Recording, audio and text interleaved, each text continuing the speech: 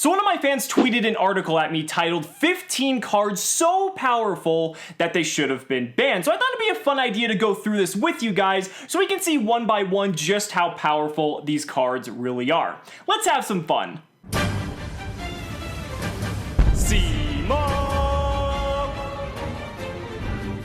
There was a time when the Yu-Gi-Oh! Competitive scene was in shambles.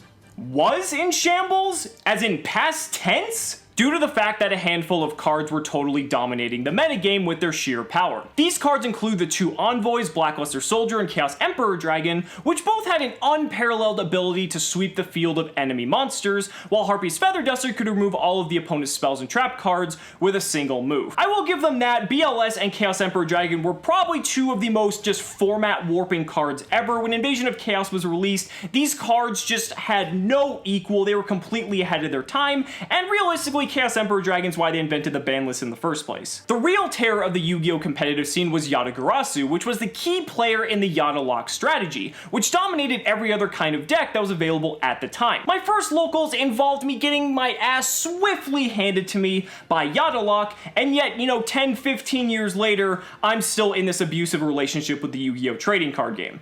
I don't understand it myself. In order to combat these extremely powerful cards, a forbidden list was created that banned certain cards from being used in competitive tournaments. There are a lot of incredibly broken Yu-Gi-Oh! Cards that deserve a place on the forbidden list, but they were allowed to wreak havoc on the tournament scene without being banned. They may have been limited in the amount that you could use in your deck, but the presence of these cards in your deck could still give players an overwhelming advantage. Here are the 15 Yu-Gi-Oh! Cards that should have been banned. Number 15, Honest. Oh boy. There are some cards in Yu-Gi-Oh! That can activate their effect while still in the player's hand. This method of activation is incredibly hard to counter in most circumstances, as most cards that negate or destroy other cards can only activate them when they are on the field. The reason Honest is so dangerous is due to how its two effects that help it to achieve its played from the hand ability. Honest can be returned from the field to the hand for free during your main phase, which makes it easy to protect from new threats that have appeared on the field. Honest's true strength lies in the fact that it can be sent from the hand to the graveyard in order to boost the attack score of one light monster on the field by the same number as that of the attacking opponent. The fact that this ability is so good and cannot be easily countered is what makes Honest so powerful. I like how this article emphasizes the fact that you can bounce Honest back to your hand, because unless the game state was like super simplified back when Honest was actually just regarded as this large of a threat, you weren't just summoning Honest and bouncing it back to your hand for no reason, unless your opponent was like really low on life or you just wanted to hit in for some damage because you knew you could just bounce Honest back to your hand. But the fact that this glorifies that I find rather funny. Now, was Honest ban worthy? It got limited not too long after, I'm assuming this, they're referring to when it was at 3, but I never really considered it being ban worthy. The card is very strong, but there's a lot of ways to play around it, but getting hit with for like double or triple Honest was just complete bullshit. Number 14, Mobius the Frost Monarch. Alright, now we're talking. The Monarch cards were some of the most annoying and broken creatures ever included in the Yu-Gi-Oh! Card game. The Monarchs all require a single sacrifice and had a power that made them worth the effect of bringing them to the field. That's partially true. There are arguments to be made for each of the original Monarchs appearing on this list, as only Rise of the Storm Monarch was ever restricted and none of them were banned. Mobius is the one who deserves the spot, as his ability to destroy 2 spell or trap cards was incredibly useful. In some ways, Mobius was better than cards like Jinzo, wrong, as it had the ability to destroy threats that were on the field instead of merely suppressing them. Mobius could also affect spell cards, which meant it can undo a lot of strategies that were popular at its time's release. Rise of the Storm Monarch was limited because in tandem with cards like Phoenix Wing Wind Blast, you could basically just stack your opponent's deck and they don't even get to draw new cards for the duration of their turn. So Ryza was a bit broken for a different reason. Now, the Monarchs were actually pretty fair cards to an extent because they were basically 1-for-1s. You have to give up a resource to summon it, and then you're usually taking away a resource from your opponent. I guess Mobius is the outlier here because you're able to get rid of 2 of your opponent's cards, making it a +1. Was it ban worthy? Not at all. I think Ryza is still way better by comparison, but Mobius was still an extremely good card for its time. Number 13, Tour Guide from the Underworld. Oh boy. The creators of Tour Guide from the Underworld did their best to nerf its ability to summon an extra creature from the field by limiting the summoning creature to a fiend type monster and negating any effects it may have. It could also not be used as a material for a synchro summon. With all these restrictions in place, how did players find a way to abuse the effects of Tour Guide from the underworld? It's possible to restore the summon creature's effect by finding a way to temporarily banish it from the field, or by turning it over, such as with an effect of Book of Moon. Okay, let me just tell you right now, that never happened. Anyone playing Tour Guide when Tour Guide was in its prime, you were playing 3 copies of Tour Guide and like 1 Sangan, and basically you were just using Tour Guide to get into Tour Guide, and that way you had either a rank 3 play, which at the time was like Leviair, or maybe Zenmaines a little bit later on, but that was really the best that you were gonna do. Otherwise you could summon Sangan, and Sangan would still get a grave effect because it's gonna trigger when it hits the graveyard. But never were people using Book of Moon to flip the monster over so that it could get its effect. That would never happen. Is Tour Guide ban worthy? It's at 1 right now. It's kind of gone back and forth, and that's mainly because of Burning Abyss and stuff, and that's way beyond when this article I assume is going to be talking about. But, you know, it's one of those cards. It does eat your normal summon. It's very powerful, but I definitely don't think it warrants being banned. Number 12, Reckless Greed. Reckless Greed might seem like a balanced card on the surface, but its effect is actually quite easy to take advantage of. The effect of Reckless Greed allows you to draw 2 cards in exchange for skipping your next 2 draw phases. This will almost always be to the player's advantage, as having access to more cards will give you more of a chance to take control of the field. Really? Reckless Greed has actually become even more unbalanced as it is no longer semi-limited. This means you can run 3 of them in your deck. The official ruling of this effect that is skipping the draw phase is that they don't accumulate, which means you could use 3 Reckless Greeds to draw 6 cards and only skip 2 draw phases. Holy shit. Why are we all not running this card at 3? That's just broken. Number 11, Limiter Removal. Limiter Removal is similar to Megamorph in that it doubles the attack score of all machine creatures on the field at the cost of destroying them during the end of the turn. Limiter Removal existed during the first era of Yu-Gi-Oh! As it was used by Duke Devlin during his duel with Joey Wheeler. If they're mentioning Duke Devlin and Joey Wheeler, you know this is gonna get good. The potential of this card hadn't been realized up to that point in time, as only a handful of machine creatures existed, and they were outclassed by dragons, fiends, and spellcasters. The release of Cyber Dragon and its numerous support cards meant that Limiter Removal suddenly became one of the most dangerous spell cards in the game. If you could get 2 Cyber Dragons on the field and activate Limiter Removal, then there's a good chance you would have won the duel, as their combined attack score would be over 8,000. Is that right? We might have to run the math on that one. Number 10, Deck Devastation Virus. The Deck Devastation Virus card is an already nerfed version of the Crush Card Virus, which is one of the most powerful cards in the game and was rightly banned for many years. True. The Deck Devastation card is actually better than Crush Card Virus in some respects, yet it has mostly avoided restrictions. That is just blatantly wrong. It is harder to use the Deck Devastation Virus's effect, as it only requires the sacrifice of a dark monster with 2,000 attack points. If you can pull this off, then you can get to inspect your opponent's hand for the next 3 turns and destroy all cards with 1,500 attack or less that they have in their hand during that time. This effect became even stronger as the Yu-Gi-Oh! Metagame changed, as weaker monsters became more popular due to how Synchro and Xyz summons worked. Yet the Deck Devastation Virus was never banned.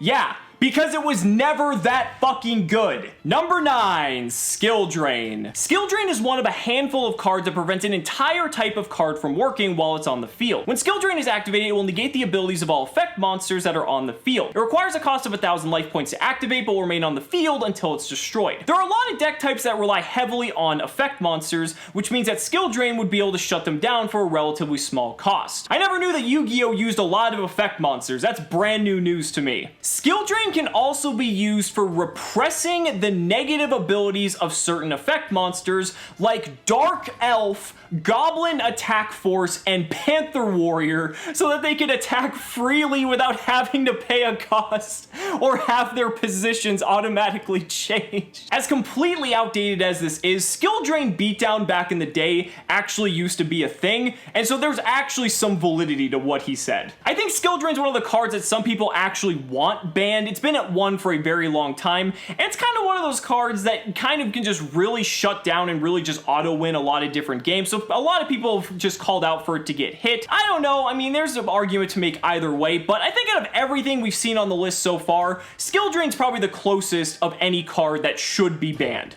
Alright, number 8, Solemn Warning. Solemn Warning is an attempt at balancing out an older card called Solemn Judgment, which was regarded as being one of the most overpowered cards in Yu-Gi-Oh! That I would actually agree with as well. That card was busted. Solemn Judgment allows you to negate pretty much any card that could be played for the cost of half your life points. The sheer utility of this card led to it being a frequent fixture on the Forbidden list. The effect of Solemn Warning allows you to prevent any creature from being summoned, regardless of being normal summon, set, or a special summon, for the cost of 2,000 life points. This is a step down from the power of Solemn Judgment, but the popularity of special summons and decks built around fusion, synchro, and Xyz summons meant that Solemn Warning will be highly effective against pretty much every opposing strategy in the game. Solemn Warning was a very powerful card. It's still limited to this day, actually, and you know, it's one of those cards that's just very good. I think the biggest problem is it's a trap card, so it's just rather slow, but I never really thought Solemn Warning was an unfair card. Maybe when it was back at 3 or even at 2 when it was semi-limited for a very short time, but I think for the most part, Solemn Warning's a pretty fair card. Alright, number 7, Magic Cylinder?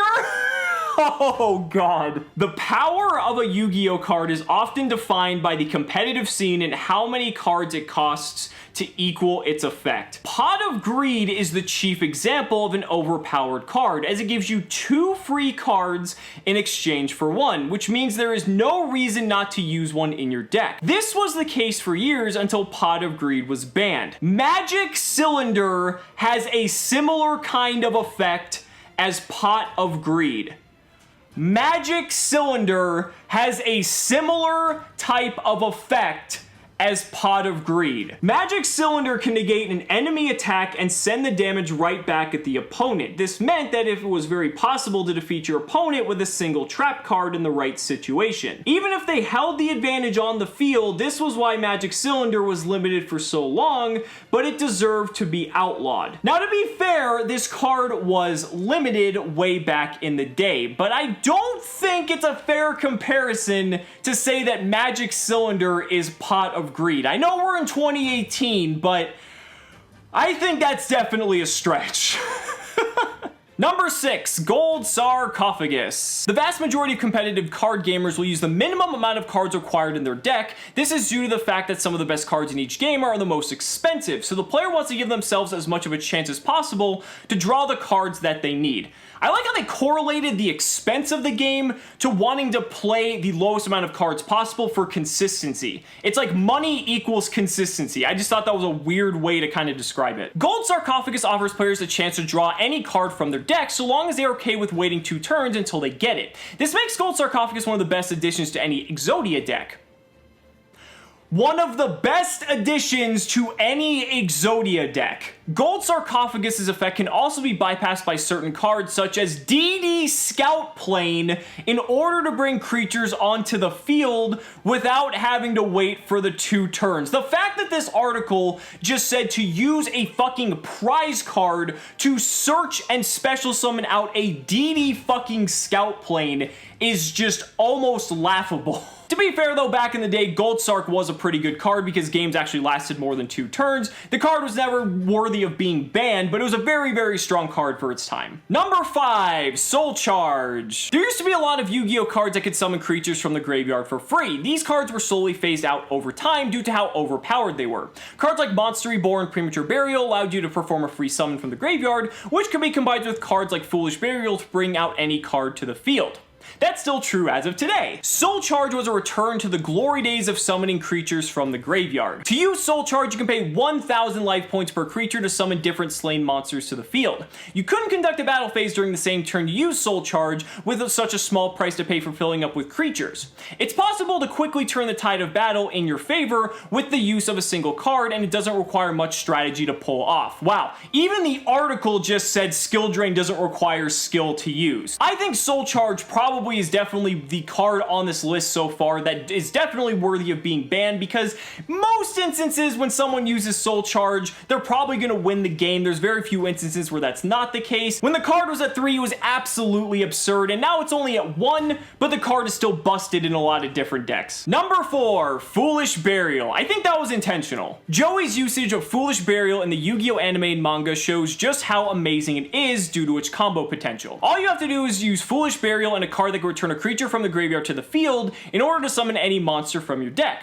This allowed you to bypass summoning requirements for high-level creatures, and you could do so in a single turn. It took a long time for Foolish Burial to be restricted, which has to do with the fact that new creatures were released that benefited from being in the graveyard. Foolish Burial deserved to be banned rather than restricted, as its effect was too good for a card that otherwise had no costs or drawback. Where I'm going to disagree with that is Foolish Burial is inherently a -1, so if you don't have a card to combo with it, Foolish Burial actually does you nothing, so I feel that having it at 1 is actually a pretty fair place. Number 3, Deep Sea Diva. It took a while for Sea Serpent decks to reach a real competitive status, as they didn't receive a lot of support cards until the release of Raging Battle. Deep Sea Diva is a tuner that summons another level 1 through 3 Sea Serpent creature to the field. Deep Sea Diva is one of the best Sea Serpent creatures in the game due to how integral to several incredible combos. This is commonly paired up with Atlantean Heavy Infantry, which allows you to perform an extra normal summoner set during the main phase. These creatures combined can give you a lot of options for summoning different Sea Serpents from the deck,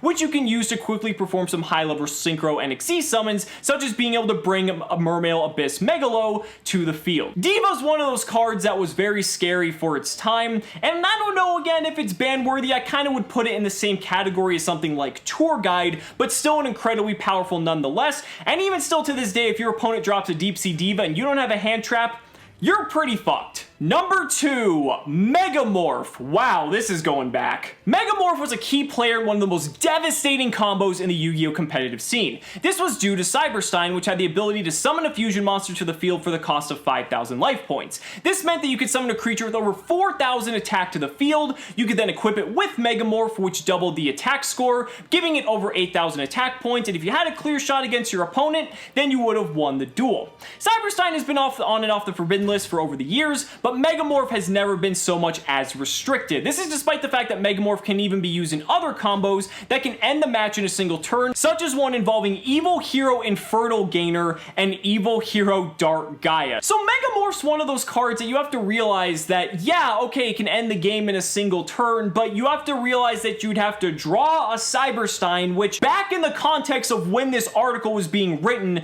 Cyberstein was not exactly the most easy to acquire card, and then you not only have to draw the Cyberstein, but you also have to draw the Megamorph and hope your opponent has 0 forms of disruption unless you have a way to clear their field with the other 4 cards you would have in your hand. Back in the day, it might have seemed overpowered, but at the same time, Megamorph wasn't really the problem, and that's why Cyberstein is still on the ban list. And last but not least, the number 1 card is Jinzo. Okay. Jinzo was a prominent card in the original Yu-Gi-Oh! Manga, as Joey Wheeler won it from Esperoba during the Battle Cindy tournament and used it for the remainder of the series. This version of Jinzo card that appeared in the Yu-Gi-Oh! Manga was actually different than the one from the Yu-Gi-Oh! Card game, as its level was 7.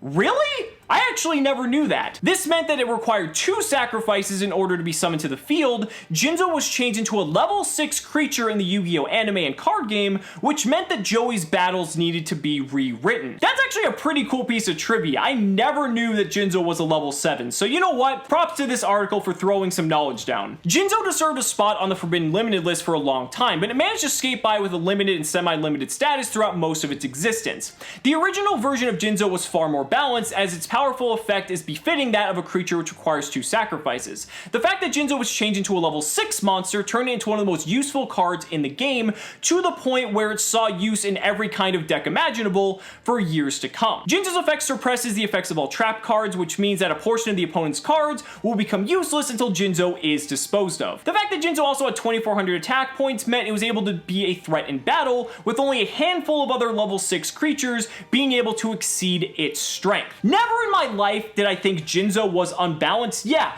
it sucked when you're playing back in the day and you have cards like Sakuretsu Armor and Dimensional Prison and Mirror Force and your opponent tribute summons a Jinzo, but realistically, that was part of the game back then, but you had ways to also out it. There was plenty of cards you could use to take control of the Jinzo and turn it back around on your opponent, or just destroy the Jinzo outright entirely. There were ways to out Jinzo that the article really isn't giving credit to, and I never really thought Jinzo was unfair enough that it deserved to be banned. Now, having it at 1 I think was definitely a good idea, but banning it definitely would have been overkill, and you see now, it's back at 3. So overall, there was maybe 1-2 cards tops out of the 15 on this list that I felt deserved to be banned, and you can really debate that, but I don't think a majority of these cards really deserve to be banned because they eventually became the victims of power creep, because when you look at how Yu-Gi-Oh! Is now, none of these cards really deserve to be banned now, and none of them really deserve to be banned back then either. But guys, those are just my thoughts. Let me know down in the comments what you guys think about this list, and if any of the cards on here you feel should have been banned. I'd really love to hear your thoughts. Guys, thank you so much for watching the video. Be sure to like the video as always. Subscribe to the channel for more amazing Yu-Gi-Oh! Content. And if you found this video entertaining,